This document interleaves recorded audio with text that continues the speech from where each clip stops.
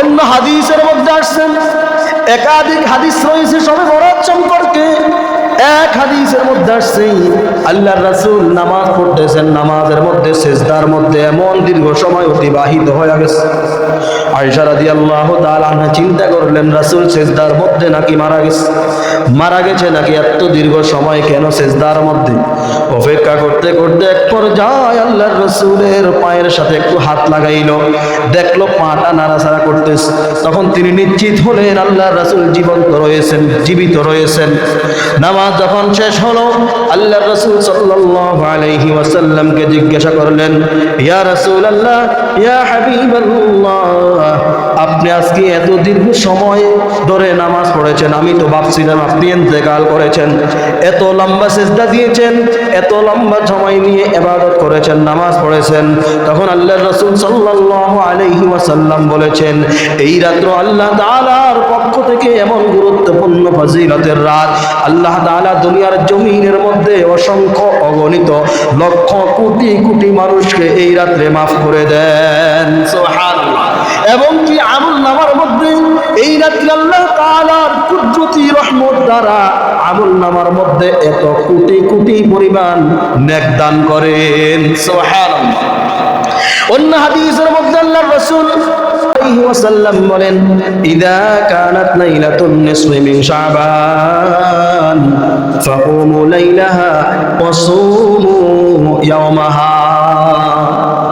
আল্লাহর রাসূল সাল্লাল্লাহু আলাইহি ওয়াসাল্লাম বলেন, ইযা কানাত লাইলাতুন নিসফি মিন শাবান, যখন শাবান মাসের পূর্ণতম রাত্র তোমাদের সামনে আসে, ফাকুমু লাইলাহা, রাত্র জাগরণ করো, ইবাদত বন্দেগীর মাধ্যমে কাটাও, অসুমু ইয়াওমাহা, পরের দিন রোজা রাখো।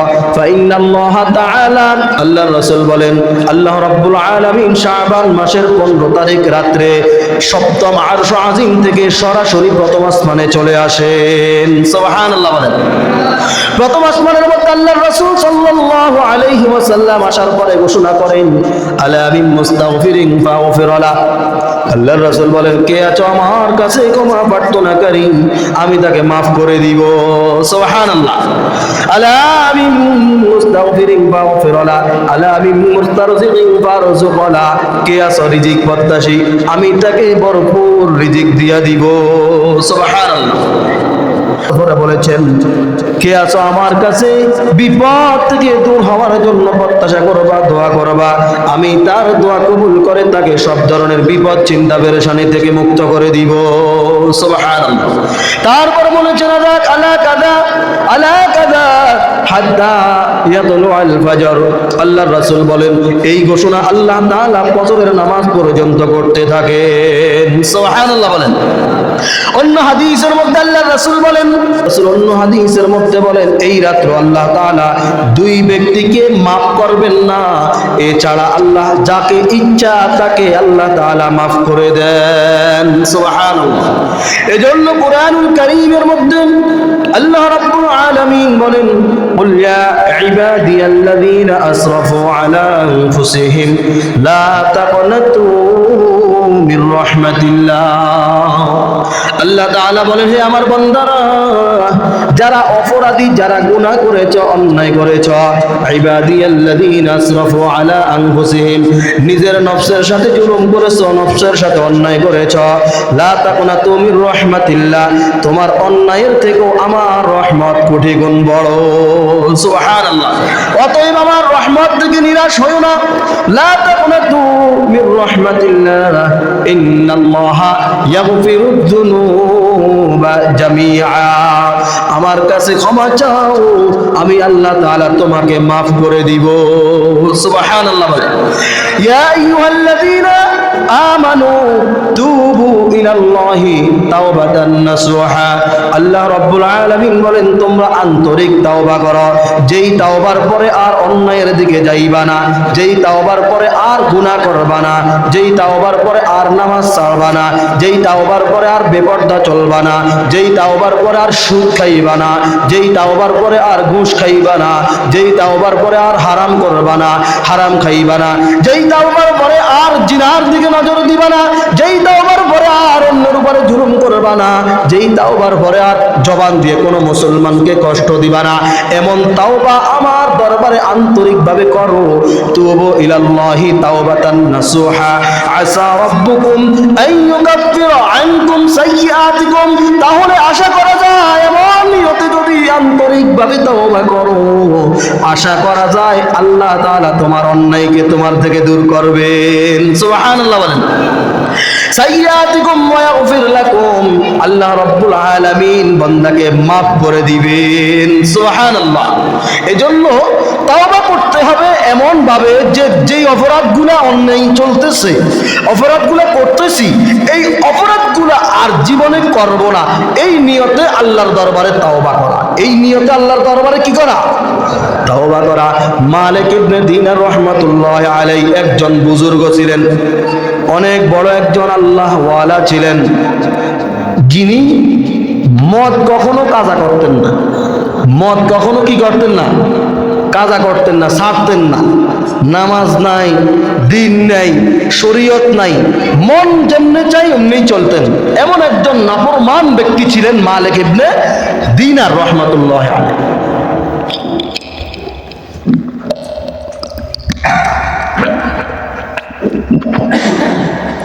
আজকে আমরা যে এখানে উপস্থিত হয়েছি, এই রাতটা কি রাত? শবে বরাতের রাত। আসলে নামাজের সময় যেই পরিমাণ মুসল্লি ছিল, এখন লাগে যেন অনেক কম। দোয়া করলে, দোয়া শুরু করলে আসবে না, তো আলোচনাগুলোর শোনার দরকার আছে। যেহেতু ফজিলতের রাত, আমাদের আমলের পরিবর্তনের দরকার আছে, এজন্য গুরুত্বপূর্ণ কথাগুলো শোনার দরকার আছে।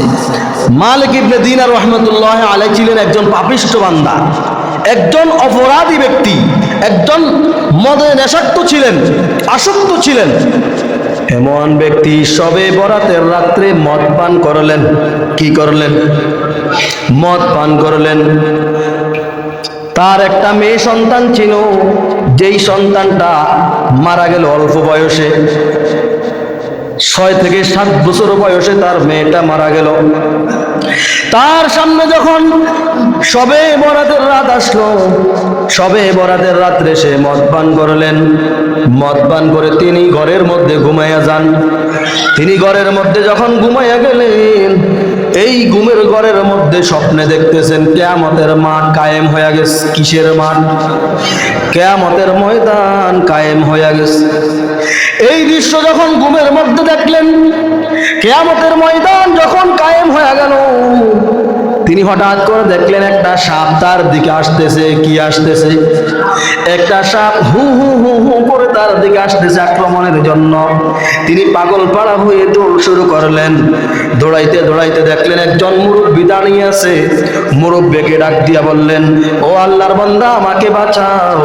মুরব্বী বলতেছেন, আমার কাছে ওই পরিমাণ শক্তি নাই যেই শক্তি দিয়ে আমি তোমাকে বাঁচাবো, অতএব আমি তোমাকে বাঁচাতে পারবো না। মালিক ইবনে দিনার রাহমাতুল্লাহি আলাইহি যখন দেখলেন সাপটা দৌড়াইতেছে, ওইদিকে মুরব্বিও বলতেছে বাঁচাইতে পারবে না। তিনি দেখতেছেন সাপটা নিকটে চলে আসতেছে, দৌড়ানো আরম্ভ করলেন। দৌড়াইতে দৌড়াইতে দৌড়াইতে দৌড়াইতে এক পর্যায়ে বিরাট একটা পাহাড়ের উপর উঠে গেলেন। কিসের উপর? বিরাট একটা পাহাড়ের উপরে যখন উঠলেন, পাহাড়ের উপর উঠার পরে মালিক ইবনে দিনার রাহমাতুল্লাহি আলাইহি পাহাড়ের মধ্যে যখন উঠলেন, তখন দেখলেন ওই পাহাড়ের মধ্যে যখন তিনি চিৎকার করলেন, হঠাৎ করে বড় একটা বিল্ডিং দেখা যায় পাহাড়ের উপরে। কি দেখা যায়? একটা বিল্ডিং দেখা যায়।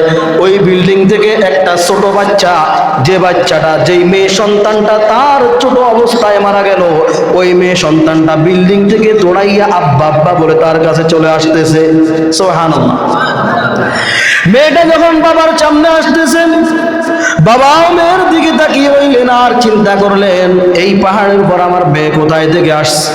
আমার মেয়ে তো মারা গেছে। ওই কথা কিন্তু স্বপ্নের ঘরেও তার স্মরণ আছে, স্বপ্নের মধ্যেও তার ওই কথাটা স্মরণ ছিল। মেয়েটা যখন বাবার সামনে আসলো আর বাবার চেহারার দিকে তাকাইয়া বাবার কোলের মধ্যে ঝাঁপ দিল, বাবা মেয়েটাকে কোলে নিলেন। মেয়েটাকে যখন বাবা কোলে নিলেন, এমন সময় দেখা গেল ওই সাপটা দৌড়াইতে দৌড়াইতে এক পর্যায়ে নিকটে এসে হঠাৎ দাঁড়িয়ে গেল। সুবহানাল্লাহ। সুবহানাল্লাহ। সাপটা হঠাৎ করে দাঁড়িয়ে গেল, এমন সময় মেয়েটা বলতেছে, আব্বা তুমি এখানে কোথায় থেকে আসছো? তখন আব্বা মেয়েকে বলতেছে, মেয়ে তুমি কোথায় থেকে আসছো, এখানে তুমি কি করো? তখন বলতেছেন, আব্বা জান আমি যখন মারা গেলাম আল্লাহ তাআলার পক্ষ থেকে আমাদের মতো ছোট ছোট বাচ্চাদেরকে এই যে একটা বালাখানা বিল্ডিং দেখা যায়, এই বিল্ডিং এর মধ্যে একজন মুরব্বী যিনি হলেন আল্লাহর পয়গম্বর ইব্রাহিম আলাইহিস সালাম, নাম কি? ইব্রাহিম আলাইহিস সালাম, তিনি আমাদেরকে নিয়ে এই ঘরের মধ্যে আনন্দ করেন, আমাদেরকে শিক্ষা দেন, আমাদেরকে বিভিন্ন বিষয় শিক্ষা দান করেন। এক পর্যায়ে মেয়েটার কাছে বাবা বলতেছে, বাবা আমার আজকে এই দৃশ্য কেন হয়েছিল, আমাকে একটা সাপ দৌড়াইতেছিল, পথের মধ্যে একজন মুরব্বী দেখলাম, মুরব্বীকে আমি যখন বললাম বাঁচানোর জন্য, মুরব্বী বলতেছে আমাকে বাঁচানোর ক্ষমতা নাকি তার নাই। আর তুমি যখন আমার কোলের মধ্যে উঠছো সাথে সাথে সাপটা দাঁড়িয়ে গেল, কারণটা কি? তখন মেয়েটা ডাক দিয়ে বলো, আব্বা জান যেই মুরব্বীর সঙ্গে আপনার সাক্ষাৎ হয়েছিল ওই মুরব্বী হলো আপনার নেক আমল। ওই মুরব্বী কি? ওই মুরব্বী হলো আপনার নেক আমল। আপনার নেক এত দুর্বল, এত দুর্বল, আপনার নেক আপনাকে রক্ষা করার কোনো ক্ষমতা নাই। আর এই যে আপনি আমি যে আপনার সন্তান, আমি আপনার সন্তান হিসাবে আমি হলাম মাত্র ওসিলা, মাত্র আপনার জন্য নেকের একটা অংশ। সুবহানাল্লাহ বলেন। আমি যখন আপনার কোলে উঠলাম সাথে সাথে আল্লাহ তাআলার পক্ষ থেকে সাপটা দাঁড়িয়ে গেল। অতএব আব্বা জান তিনি সাথে সাথে মেয়েটা ছোট্ট বাচ্চা কোরআনুল কারীমের আয়াত তেলাওয়াত করলেন, আলাম ইয়ানিল্লাযীনা আমানু আন তাখশা কুলুবুহুম লিযিকরিল্লাহ। আল্লাহ রাব্বুল আলামিন বলেন, যারা ঈমান এনেছে তাদের জন্য কি এখনো সময় হয় নাই? তাদের জন্য কি এখনো মৃত্যুর স্মরণ করার সময় হয় নাই? তাদের জন্য কি এখনো কবরের প্রস্তুতির সময় হয় নাই? তাদের জন্য কি এখনো আল্লাহর স্মরণ করার সময় হয় নাই? আলাম ইয়ানিল্লাযীনা আমানু আন তাখশা কুলুবুহুম লিযিকরিল্লাহ। আল্লাহর স্মরণ করার জন্য আল্লাহর ভয়ের সময় কি এখনো তাদের অন্তরের মধ্যে হয় নাই? এই আয়াত যখন মেয়েটা তেলাওয়াত করলো, তার আব্বা চিন্তা করলেন, তুমি তো অল্প বয়সে মারা গেছো, তুমি তো কোনো কিছু শিখতে পারো নাই, তুমি কিভাবে এই আয়াত শিখেছো? তখন মেয়েটা ডাক দিয়া বলেন, ওই যে বালাখানা, ওই বালাখানার মধ্যে আল্লাহর পয়গম্বর ইব্রাহিম আলাইহিস সালাম আমাদেরকে সকাল সন্ধ্যা কোরআন শিখায়। সুবহানাল্লাহ। এমন অবস্থায় হঠাৎ করে মালিক ইবনে দিনার রাহমাতুল্লাহি আলাইহির ঘুম ভেঙে যায়। ঘুম ভেঙে যাওয়ার সাথে সাথে দেখলেন গভীর রাত, এখনো রাত শেষ হয় নাই, চোখের মধ্যে পানি দেখা যায়। তিনি উঠে বসলেন, বসার পরে দেখলেন তার চোখের মধ্যে পানি। পানি দেখে তিনি চিন্তা করলেন যে এই দৃশ্যটা তিনি দেখলেন, এই দৃশ্যটা তার চোখের সামনে ভাসা আরম্ভ করলো। হঠাৎ তিনি ভয় পেয়ে হঠাৎ ঘর থেকে বেরিয়ে গেলেন মসজিদের ইমাম সাহেবের কাছে। মসজিদে গিয়ে ইমাম সাহেবকে জাগালেন, জাগ্রত করে বললেন, ও ইমাম সাহেব, আমি তো একজন নেশাগ্রস্ত ব্যক্তি, আমি তো একজন অন্যায়কারী ব্যক্তি, আমি তো একজন গুনাহগার ব্যক্তি, আপনি আমাকে কিছু আমল বাতিয়ে দেন, যেই আমলের মাধ্যমে আমি একটা পবিত্র হতে পারবো, আমি আল্লাহর খাস বান্দা হতে পারবো। ইমাম সাহেব তাকে তওবার বিভিন্ন সিস্টেম বাতিয়ে দিয়েছেন এবং আমলের জন্য বিভিন্ন সিস্টেম বলিয়ে দিয়েছেন। তিনি ঘরের মসজিদের মধ্যে গিয়ে নির্জনে বাকি সময়টা ইবাদতের মধ্যে কাটাইলেন। দিনের মধ্যে আল্লাহর এমন ভয় তার পয়দা হলো, তিনি ওই সময় থেকে ওয়াদা করলেন জীবনে আর আল্লাহর কোনো হুকুম তিনি ছাড়বেন না। সুবহানাল্লাহ। ছাড়বেন না, ওয়াদা এমন ভাবে করলেন ছাড়েনও নাই। আমরা তো ওয়াদা রাখতে পারি না, আমরা ওয়াদা রাখতে পারি না, এজন্য আমাদের পরিবর্তন নাই। মালিক ইবনে দিনার রাহমাতুল্লাহি আলাইহি ওয়াদা করলেন জীবনে আর আল্লাহর কোনো বিধান ছাড়বেন না। এমন ওয়াদা করলেন যেই ওয়াদার কারণে আল্লাহ রাব্বুল আলামিন মালিক ইবনে দিনার রাহমাতুল্লাহি আলাইহির শান মর্যাদা এত বাড়িয়ে দিয়েছেন, এত বাড়িয়ে দিয়েছেন, তিনাকে সারা বিশ্বের সমস্ত কিতাবের মাধ্যমে এমন পরিচয় করিয়ে দিয়েছেন। প্রত্যেক উলামায়ে কেরাম আলোচনার মধ্যে মালিক ইবনে দিনার রাহমাতুল্লাহি আলাইহির জীবনের ইতিহাস বলে থাকেন। সুবহানাল্লাহ। তার জীবনের এমন পরিবর্তন হয়েছে যেই কারণে তার যার মাধ্যমে হাজার হাজার মানুষ দ্বীনের পথে আসছে। সুবহানাল্লাহ বলেন। তিনি একজন স্বপ্নের মাধ্যমে শবে বরাতের রাত্রে পরিবর্তনের নিয়ত করে নির্জনে একা একা আল্লাহর ঘর মসজিদের মধ্যে রাত কাটিয়েছেন। যেই রাত কাটানোর কারণে আল্লাহ তাআলা তার তওবাকে এমন ভাবে কবুল করেছেন, সারা বিশ্ব বুজুর্গ হিসাবে আল্লাহ তাআলা তাকে কবুল করে নিয়েছেন। সুবহানাল্লাহ। অতএব আমরা কেউ যদি এমন কোনো কথা বলি, আমি একজন মূর্খ, আমি একজন সাধারণ, আমার দ্বারা কি সম্ভব শরীয়ত মানা, আমার দ্বারা কি সম্ভব প্রতিটি বিধান মানা, এই কথা বললে আপনার আমার ঈমানও চলে যাওয়ার সম্ভাবনা রয়েছে। নাউজুবিল্লাহ বলেন। চেষ্টা থাকতে হবে, চেষ্টা বাড়িয়ে দিতে হবে। আজকে রাত্রের গুরুত্বপূর্ণ আমলের মধ্যে কয়েকটি আমল, তার মধ্যে একটা হলো একা একা নফল ইবাদত করা, নিরিবিলে, যেন কেউ ডিস্টার্ব না করে। গোপনে গোপনে কবরের পাশে দাঁড়িয়ে আব্বা আম্মার জন্য দোয়া করা, আল্লাহর কাছে কান্নাকাটি করা। আল্লাহ তাআলার কাছে এই রাত্রে আপনি যা চাইবেন, আল্লাহ রাসূল বলেছেন আল্লাহ তা আপনাকে দান করবেন। সুবহানাল্লাহ। এখন প্রশ্ন করবেন, তো কই অনেক চাইতো দেখি না তো। ওই যে বললাম না, মালিক ইবনে দিনার রাহমাতুল্লাহ আলাইহি কেমন চেয়েছেন, পরের দিন থেকে তিনি যতদিন বেঁচেছেন অতদিন আর আল্লাহর কোনো বিধান ছাড়েন নাই। সুবহানাল্লাহ বলেন। এই নিয়তে চাইবেন, ইনশাআল্লাহ পাইবেন। এই নিয়তে চাইবেন, ইনশাআল্লাহ। আর যদি নিয়তের মধ্যে কোনো বেজাল থাকে তাহলে পাওয়ার সম্ভাবনা নাই। এজন্য খাস কিছু গুরুত্বপূর্ণ আমলের কথা আমরা বলে আলোচনা শেষ করতেছি। প্রথমত ইস্তেগফারের আমল, এই রাত্রে ইস্তেগফার বেশি বেশি পাঠ করা। হাদিসের মধ্যে আল্লাহ রাসূল বলেন, যেই ব্যক্তি ঘুমানোর আগে ইস্তেগফার, আস্তাগফিরুল্লাহ রব্বি আস্তাগফিরুল্লাহ ওয়া আতুবু ইলাইহি লা হাওলা ওয়ালা কুওয়াতা ইল্লা বিল্লাহিল আলিয়্যিল আযীম, এই ইস্তেগফার 3 বার পাঠ করে ঘুমায়, আল্লাহ তাআলা ঘুম থেকে উঠার সময় তাকে এমন বেগুনা করে উঠায় যে তার মা প্রসব করেছেন যেদিন, ওই দিন তিনি যে অবস্থা বেগুনা ছিলেন ওই অবস্থা করে দেন। সুবহানাল্লাহ বলেন। হাদিসের তরজমার মধ্যে বলা হয়, সাহাবায়ে কেরাম আল্লাহর রাসূলকে জিজ্ঞাসা করলেন, ইয়া রাসূলুল্লাহ, ইয়া হাবিবাল্লাহ, যদি অসংখ্য গুনাহ হয়, আল্লাহ রাসূল বলেন, পাহাড়ের পেনা পরিমাণও যদি গুনাহ থাকে, আর যদি ইখলাসের নিয়তে আল্লাহর উদ্দেশ্যে আল্লাহকে খুশি করার নিয়তে এই আমল করে, এই ইস্তেগফার পাঠ করে সে ঘুমায়, আল্লাহ তাআলা তাকে বেগুনা বানাইয়া দেন, বেগুনা মাসুম বানাইয়া দেন। সুবহানাল্লাহ বলেন। এ হলো এক আমল। আমল বেশি কঠিন না সহজ? সহজ, কিন্তু ওজন কম না বেশি?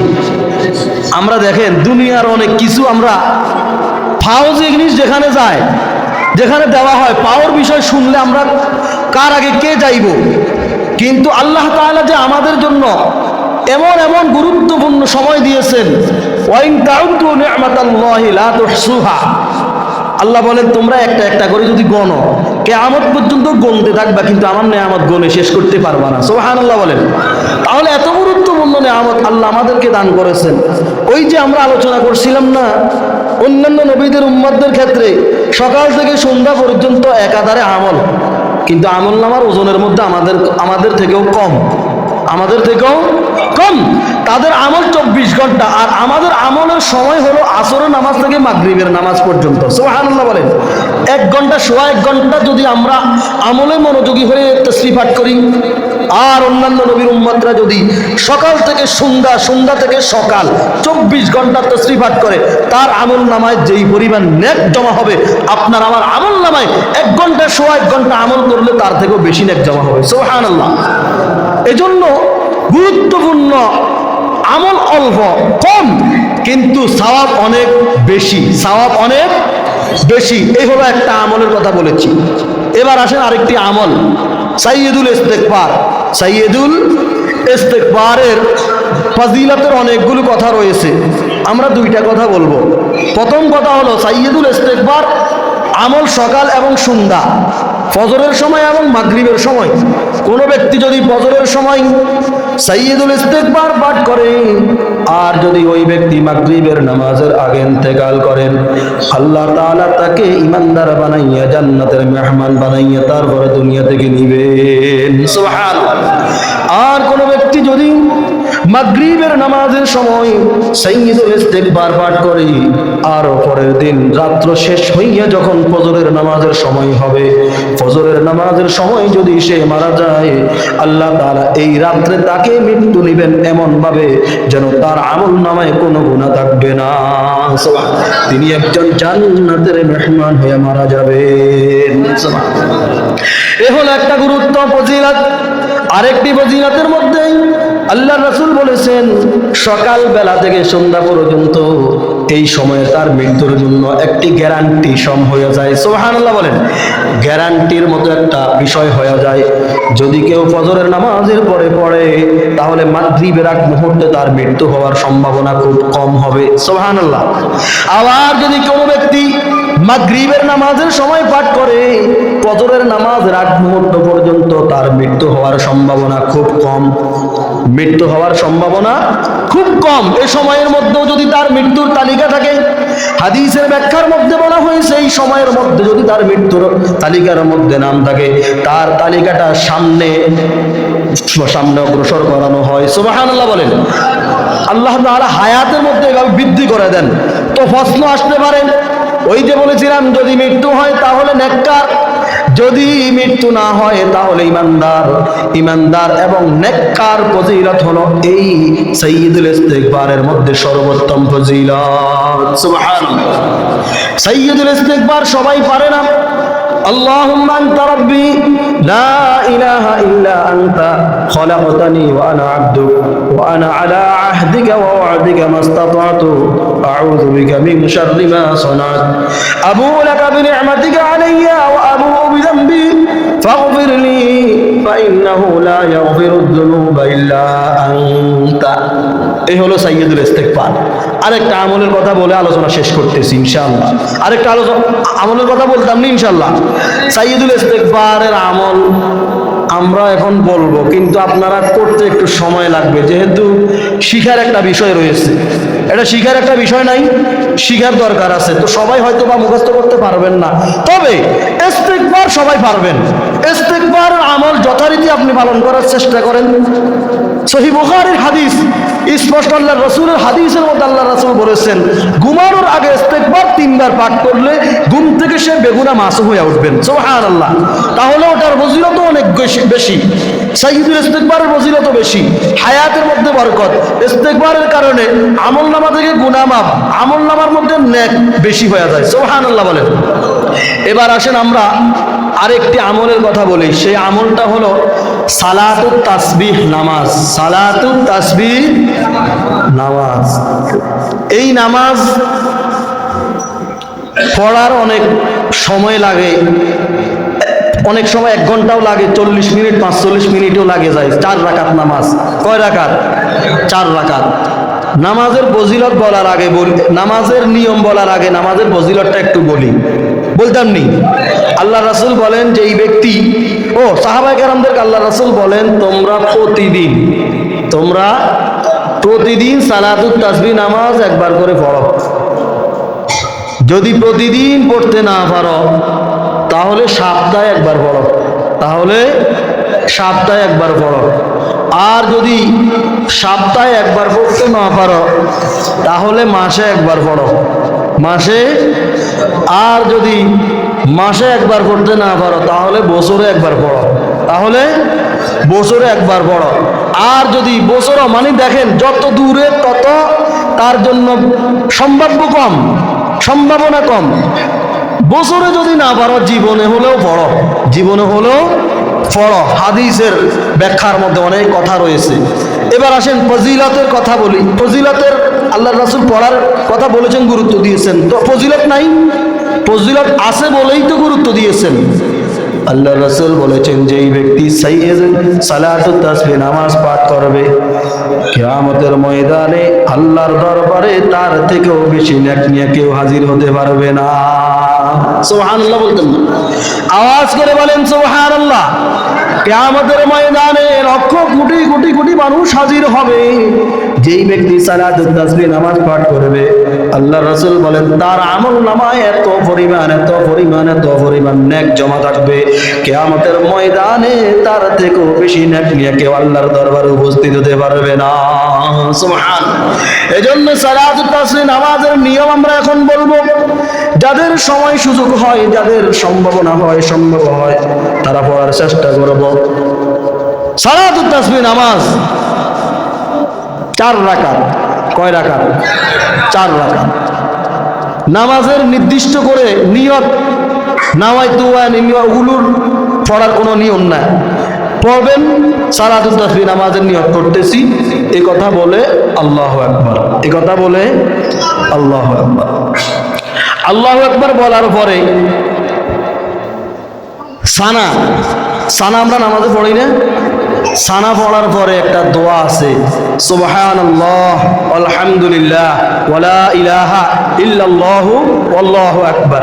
এতটুকু আপনারা আমার সাথে সাথে পড়েন, সুবহানাল্লাহ আলহামদুলিল্লাহ ওয়ালা ইলাহা ইল্লাল্লাহু ওয়াল্লাহু আকবার। 15 বার। কয়বার? সানার পরে কয়বার? 15 বার।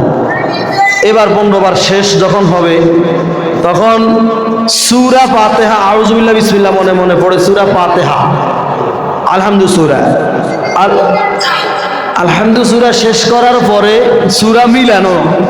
সূরা মিলানোর পরে রুকুতে যাওয়ার আগে আবার 10 বার। রুকুতে যাওয়ার আগে কয়বার? কত হয়েছে? 25 বার। হিসাব রাখবেন, তাহলে হিসাব মিলে যাবে ইনশাআল্লাহ। রুকুতে 10 বার, যাওয়ার আগে 10 বার। এবার রুকুতে যাবেন, কোথায় যাবেন? রুকুতে গিয়ে রুকুর তাসবিহ আগে শেষ করবেন। এর আগে যেটা বলছি, সানা আগে শেষ করবেন, তারপরে 15 বার পড়বেন, তারপরে সূরা ফাতিহা শেষ করবেন, সূরা মিলাবেন, তারপরে 10 বার, তারপরে রুকুতে গিয়ে 10 বার, রুকুতে গিয়ে রুকুর তাসবিহ শেষ করবেন, সুবহানা রাব্বিয়াল আযীম, সুবহানা রাব্বিয়াল আযীম 3 বার শেষ করার পরে 10 বার। কয়বার? 10 বার। শেষ করে আবার রুকু থেকে দাঁড়াবেন। কথা বলিও না, কথা বললে এখন ডিস্টার্ব হবে। রুকু থেকে দাঁড়াইয়া রব্বানা লাকাল হামদ হামদান কাসীরান তাইয়িবান মুবারাকান ফি, ওটা না পড়লেও সমস্যা নাই, শুধু রব্বানা লাকাল হামদ এটা পড়ার পরে আবার 10 বার। আবার কয়বার? কয়বার হয়েছে? 35 নাকি 45? 45। এবার আবার সেজদায়, রুকু থেকে সোজা কোথায়? সেজদায় গিয়ে সেজদার তাসবিহ পাঠ করে 10 বার। সেজদার তাসবিহ পাঠ করে 10 বার। কয়বার হয়েছে? 55।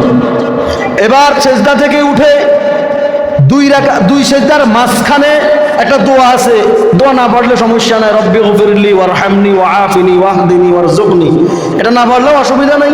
2 সেজদার মাঝখানে 10 বার। কয়বার হয়েছে? 65 বার। কয়বার হয়েছে? 65 বার। আবার দ্বিতীয় সেজদা যাবেন, দ্বিতীয় সেজদায় গিয়ে সেজদার তাসবিহ পাঠ করবেন, সুবহানা রাব্বিয়াল আ'লা 3 বার পাঠ করে আবার 10 বার। কয়বার হয়েছে? 75 বার। এভাবে নামাজ কয় রাকাত পড়বেন? 4 রাকাত। 4 75 কত? 300 বার। এই 300 বার এই নামাজের মধ্যে যেই ব্যক্তি পাঠ করে সালাতুত তাসবিহ নামাজ পাঠ করবে, আল্লাহ রাসূল বলেন তার থেকেও বেশি আমল, বেশি নেক কাহারও আমল নামায় থাকবে না। সুবহানাল্লাহ বলেন। তাহলে এত ওজন 1 ঘন্টার আমলের, 40 মিনিটের আমলের, 50 মিনিটের আমলের আমরা একটু চেষ্টা করব। আল্লাহ তাআলা তৌফিক দান করুন, সকলে বলুন আমিন। তো এই নামাজটা আমরা নিয়ম তো এখন বলেছি, যদি কাহারও আবার জানার প্রয়োজন হয়, আমরা তো প্রতি নামাজের সময় সুবহানাল্লাহ সুবহানাল্লাহ পড়ি না, এগুলো নতুন দোয়া না, এগুলো আমরা পূর্ব থেকেই জানি। আলহামদুলিল্লাহ, আল্লাহু আকবার, শুধু ওয়ালা হাওলা ওয়ালা কুওয়াতা ইল্লা বিল্লাহ, সুবহানাল্লাহি ওয়ালহামদুলিল্লাহি ওয়ালা ইলাহা ইল্লাল্লাহু আল্লাহু আকবার, এতটুকু। আবার আরেক রাওয়ায়াত ওয়ালা হাওলা ওয়ালা কুওয়াতা ইল্লা বিল্লাহ আছে, ওটা না পড়লেও চলবে। এতটুকু মোট 4 রাকাত নামাজে 300 বার পড়া। সুবহানাল্লাহ। আল্লাহ তাআলা যাদের সুযোগ হয়, যাদের সম্ভব হয়, আল্লাহ তাআলা আমাদেরকে তৌফিক দান করেন, আমিন। আল্লাহর রাসূল বলেছেন দৈনিক না পারলে সপ্তাহ না পারলে মাসে না পারলে বছরে না পারলে জীবনে, আমরা যেন সর্বশেষ অংশ না যাই, আমরা যেন দৈনিকের মধ্যে পড়ি, আমরা যেন দৈনিক না পারলে সপ্তাহের মধ্যে পড়ি, আমরা যেন সপ্তাহে না পারলে মাসের মধ্যে পড়ি, আমরা যেন মাসের মধ্যে না পারলে বছরের মধ্যে পড়ি। আমরা যদি যত দূরে তত আমাদের আয়ুটা কমে যায়, তত আমাদের গ্যারান্টি কমে যায়, এত ফজিলত হবে। এই ফজিলতটা আমরা যত ঘাড় করতে পারবো, যত বারবার করতে পারবো, ততই আমাদের আমলনামা ভারী হতে থাকবে। সুবহানাল্লাহ। আল্লাহ তাআলা তৌফিক দান করুন।